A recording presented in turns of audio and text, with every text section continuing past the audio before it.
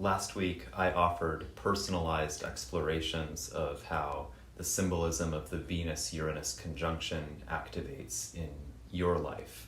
And now I'd like to offer some social, ecological, and mythological reflections on this same planetary duo.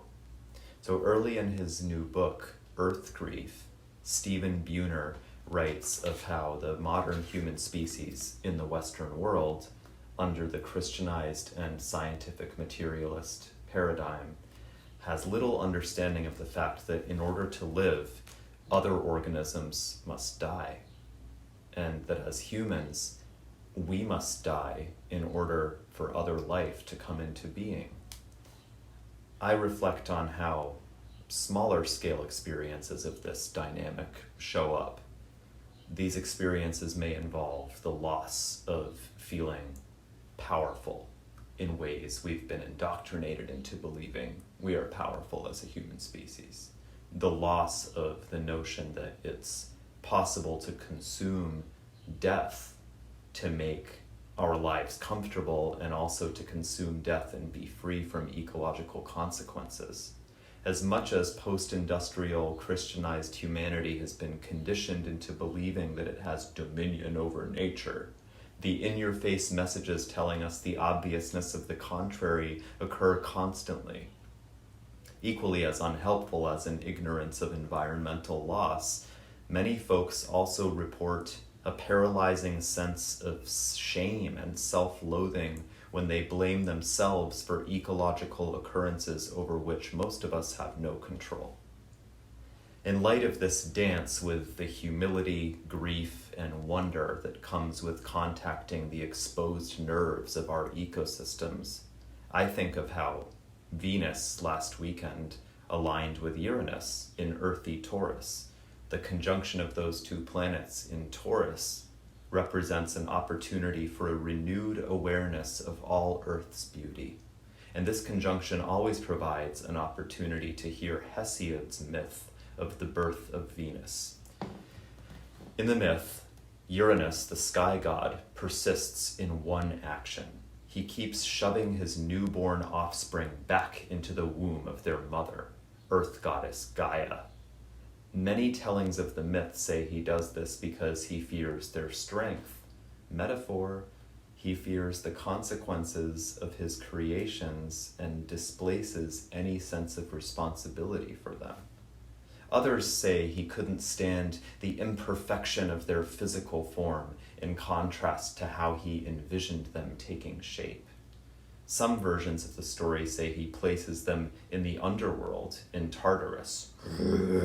Still others say he pushes them into the bowels of the earth. Gaia tells her children someone must help her put a stop to all this. So Kronos, a son of Uranus and Gaia, wields a stone sickle. And one night, when Uranus comes down and arrives to sleep with Gaia, Kronos castrates his father. The genitals of Uranus fall through the sky into the ocean. Many new offspring appear, 100 giants, 3 vengeful goddesses, the Furies, the nymphs of the ash forests. But then, out of the sea foam mixed with Uranus's blood and semen, Venus arises, the Greek Aphrodite, foam-born goddess.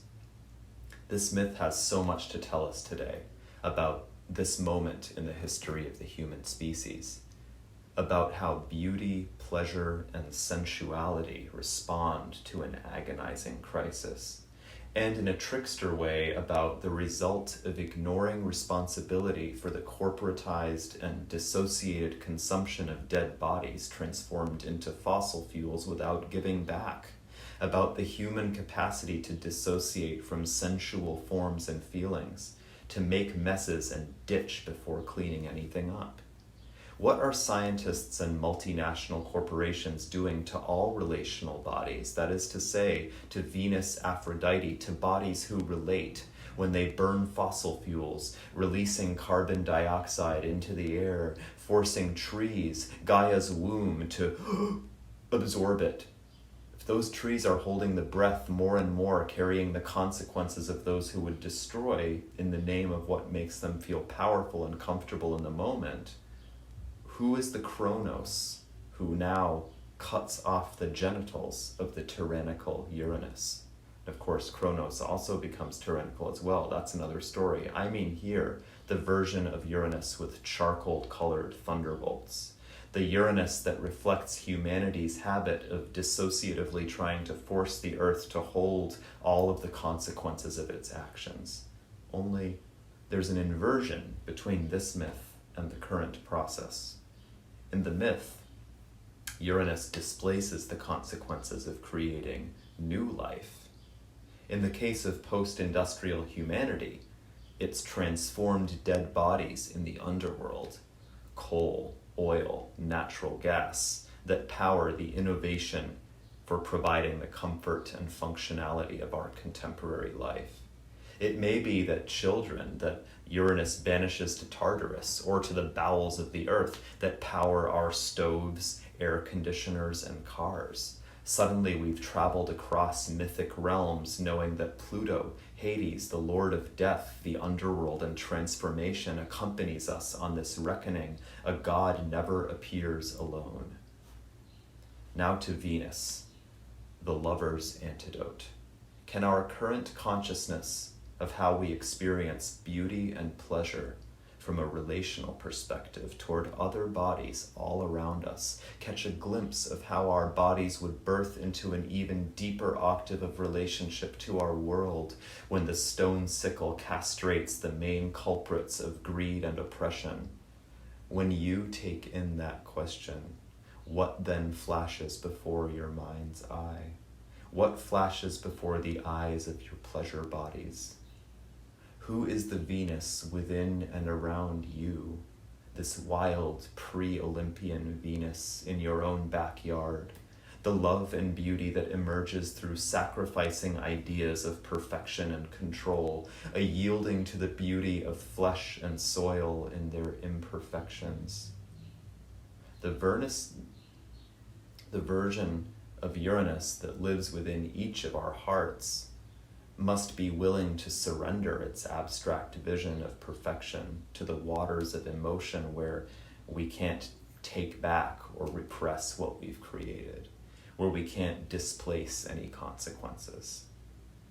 The Venus within each of us, our relating bodies, must also integrate the uplifted version of Uranus insights, outside the box, liberated from stuck circumstances, consciousness raising, connected to the renegade and to the far-seeing intelligence of Prometheus, to sense beyond our boxed-in perceptions, to realize when it's necessary to bust open a prison cell we didn't even know we were living in, to realize that it's rebelliousness which sets desire and pleasure free when the vision flash of the emboldened rebel opens our cognitive field toward an ability to more fully embrace the sensuality and sentience of everything around us. How have you observed the Venusian and the Uranian in your own environment, supporting each other, clashing with each other, or dancing with the inner and outer worlds? Where do you unknowingly, accidentally consume death? And where is the invitation to give back to those shady sources of all that is, free from self-loathing, in your desire to celebrate the pulsing aliveness of everything around you?